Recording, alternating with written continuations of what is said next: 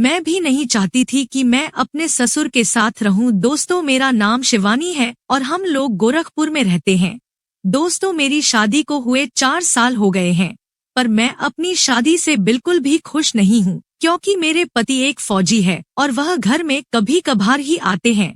एक पत्नी तो तभी खुश रह सकती है जब उसका पति उसे खूब सारा प्यार करे और उसके साथ रहे। मेरे पापा यानी मेरे ससुर, जिनका नाम गोपाल है, उनकी पत्नी की मौत 2 साल पहले ही हो गई थी। मेरे ससुर जी पिछले 2 साल से अकेले ही रह रहे थे। ससुर जी की उम्र तकरीबन 44 प्लस ही होगी, लेकिन अभी भी वह किसी पहलवान से कम नहीं है। ससुर जी मुझे काफी असंतुष्ट नजर आते थे। मैंने कई बार उनसे पूछा पर उन्होंने कुछ नहीं बताया। मेरे ससुर जी का एक बेटा और एक बेटी थी। मेरे पति का नाम सुनील है और उनकी पोस्टिंग कानपुर दख में थी। ससुर जी अपनी बेटी से अलग रहने पर मजबूर था, क्योंकि उनकी बेटी 19 साल की जवान औरत थी और वह सोचता था कि मेरे से कुछ अनर्थ ना हो जाए। वह एक ही शहर में होते हुए भी अपनी बेटी से कम ही मिलता, क्योंकि वह नहीं चाहता था कि उसका हाथ अपनी ही बेटी पर लगकर इस पवित्र रिश्ते को तोड़ डाले। मैं भी नहीं चाहती थी कि मैं अपने ससुर के साथ रहूं, क्योंकि मेरे ससुर की नीयत अच्छी नहीं थी। मैंने अपने पति सुनील से कई बार कहा कि मुझे अलग रहना है, मैं तुम्हारे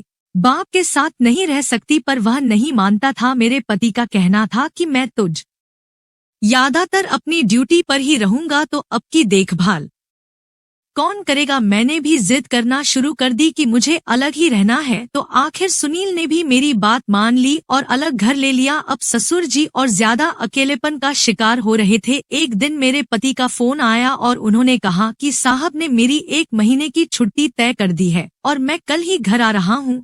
मैं बहुत ही खुश हुई और अपने पति का इंतजार करने लगी, पर मैं नहीं जानती थी कि उनके आने से मेरी जिंदगी में भूचाल आ जाएगा। दूसरे दिन जब सुनील घर पहुंचे तो घर में खुशी का माहौल था। 2-4 दिन बीतने के बाद अचानक मैंने सुनील को एक औरत से बात करते हुए देखा। मैंने जब उनको बात करते हुए देखा, उसी समय मुझे कुछ गड़बड़ लग रही थी कि जरूर दाल में कुछ काला है, पर मैंने सुनील से कुछ नहीं पूछा। शाम को हमने खाना खाया और फिर सोने चले गए। सोने से पहले हमें दूध पीने की आदत है और हमेशा की तरह हम यही दूध गर्म करके लाती और हम दूध पीते, लेकिन उस रात अचानक सुनील ने दूध गर्म किया और मुझे कहा, शिवानी तुम क्यों कष्ट करती है, आज के बाद मैं ही दूध गर्म करूंगा और हम पी लेंगे। मैंने कहा कोई बात नहीं, जैसे आपकी मर्जी। 2 दिन तक ऐसा चलता रहा और मैं जब दूध पीती तो मुझे तुरंत नींद आ जाती और मैं सो जाती। उसके बाद मेरी रात में कभी भी आंख नहीं खुलती और सुबह भी देर से आंख खुलती थी। जब मैं सुबह उठाती तो मुझे कुछ अजीब सा लगता था, मेरे पूरे जिस्म में दर्द रहता था। ना जाने मेरे साथ क्या हो रहा था, शायद वह दूध में कुछ मिलाकर मुझे पीने को देता था। एक दिन जब सुनील दूध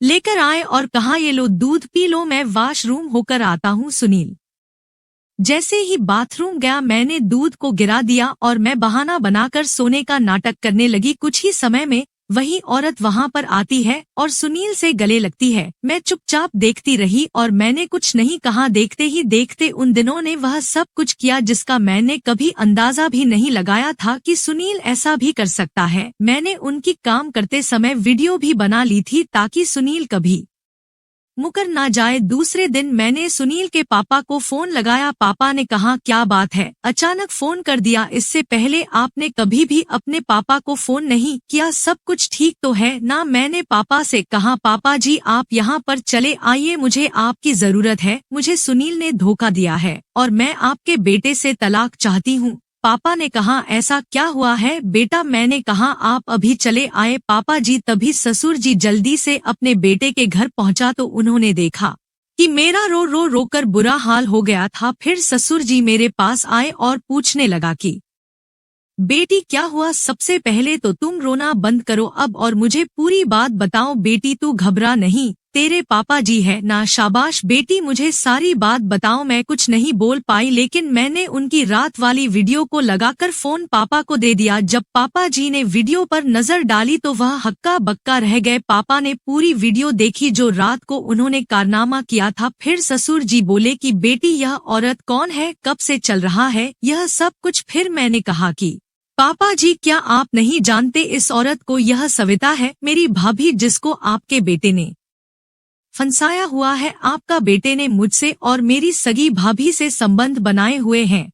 तभी ससुर जी कहने लगा कि यह तो बहुत ही शर्म की बात है, उसको कहीं डूबकर मर जाना चाहिए जो अपनी बहन समान भाभी के साथ ऐसा कर रहा है और दिन रात उसके साथ चिपका रहता है। तभी मैंने कहा कि हाँ पापा जी, मैं यहाँ करवट बदलती रहती हूँ। ससुर जी जानते थे कि जब औरत के साथ बेवफाई हो रही हो तो वह गुस्से और जलन में कुछ भी कर सकती है। इस वक्त उसकी बहू को कोई भी जरा सी हमदर्दी जताकर उसका बन सकता था, तो ससुर जी ने सोचा कि अगर मेरा कोई साथी बनने से पहले क्यों ना मैं ही शिवानी को अपना बना लूं और ऐसा माल बाहर वाले के हाथ क्यों लगे और बेटे की पत्नी उसके बाप के काम क्यों ना आए। फिर ससुर जी ने कहा कि बेटी घबरा मत, मैं हूँ ना तेरी हर तरह की मदद के लिए। बोलो कितने पैसे चाहिए तुझे? 5 लाख 10 लाख। मैं तुझे इतना धन दूंगा कि तुझे कभी भी कोई कमी नहीं रहेगी और कभी भी सुनील के आगे हाथ नहीं फैलाने पड़ेंगे। बस तुम मेरे घर की इज्जत रख लो और सुनील की बात किसी और से मत कहना। तुझे जब भी किसी चीज की